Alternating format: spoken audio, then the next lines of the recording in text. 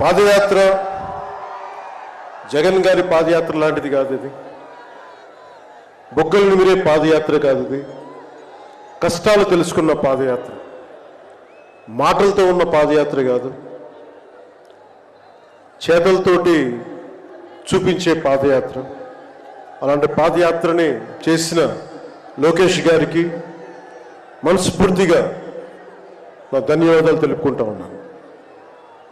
ఒకసారి నాకు పాదయాత్ర చేస్తున్నప్పుడు చాలా అసూయ ఉంటుంది.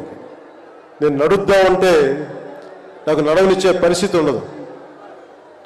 పాదయాత్ర వల్ల చాలా అనుభవాలు ఎదురవుతాయి. చాలా మందితో సాధక బాధలు తెలుసుకోవచ్చు, కష్ట సుఖాలు పంచుకోవచ్చు. అలాంటి అవకాశం నాకు లేనందుకు ఈరోజు నాకు చాలా బాధగా. అలాంటి నాకు రాని అవకాశాన్ని లోకేష్ గారు దిగ్విజయంగా చేయటం, పూర్తి చేయటం నాకు చాలా ఆనందంగా ఉంది. మన ఆంధ్రప్రదేశ్ స్ఫూర్తి భారతదేశానికి చాలా కీలకమైనది.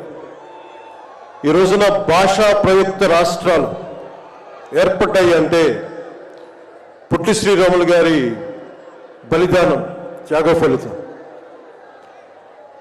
ఆయన స్ఫూర్తి వల్ల ఈ రోజున మనకి భాషా ప్రయుక్త రాష్ట్రాలు ఏర్పడ్డాయి.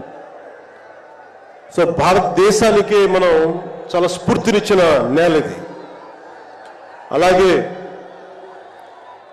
ఐఏఎస్లు, ఐపీఎస్లు ఉమ్మడి ఆంధ్రప్రదేశ్కి రావాలని ఉవ్విళ్ళూరేవారు. ఈ ఐఏఎస్ అకాడమీల్లో, నైనిటాల్లో ఉండే అకాడమీస్లో ప్రతి ఐఏఎస్ అధికారి చెప్పేది ఆంధ్రప్రదేశ్ ఒక మోడల్ స్టేట్, అది అక్కడికి వెళ్ళాలి. ఈ రోజున అలాంటి ఆంధ్రప్రదేశ్ ఎందుకు వెళ్ళకూడదో ఆ మోడల్ కింద అయిపోయింది ఈ జగన్ గారి నాయకత్వంలో. నేను చంద్రబాబు గారు జైల్లో అన్యాయంగా పెట్టినప్పుడు నాకు చాలా బాధ కలిగింది.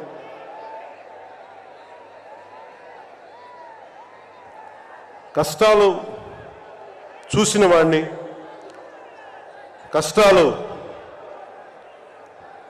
దగ్గరగా పెద్దల నుంచి చిన్నప్పటి నుంచి చూసిన వాడిని, కష్టాలు అనుభవించిన వాడిని, ఓటమి వచ్చినప్పుడు ఒంటరితనం ఎలా ఉంటుందో తెలిసిన వాడిని,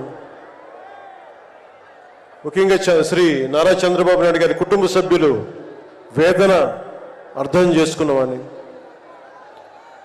శ్రీమతి భువనేశ్వరి గారి బాధని దూరం నుంచే అర్థం చేసుకున్నవాడిని. నేను ఏమి ఆశించి మద్దతు ఇవ్వలేదు.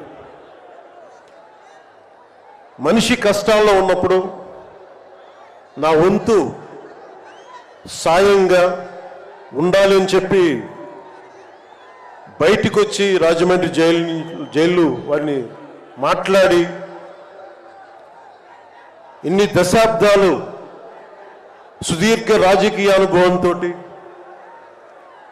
జాతీయ స్థాయిలో ఎన్డీఏ లాంటి దీనికి పక్షానికి చాలా కీలకమైన బాధ్యతలు వహించిన వ్యక్తి ఆయన్ని జైల్లోకి అన్యాయంగా పెట్టడం చాలా చాలా బాధ కలిగించింది.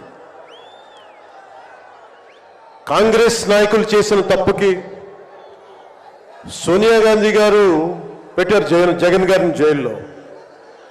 ఆ కక్ష చంద్రబాబు గారి మీద చూపించడం చాలా అవివేకం.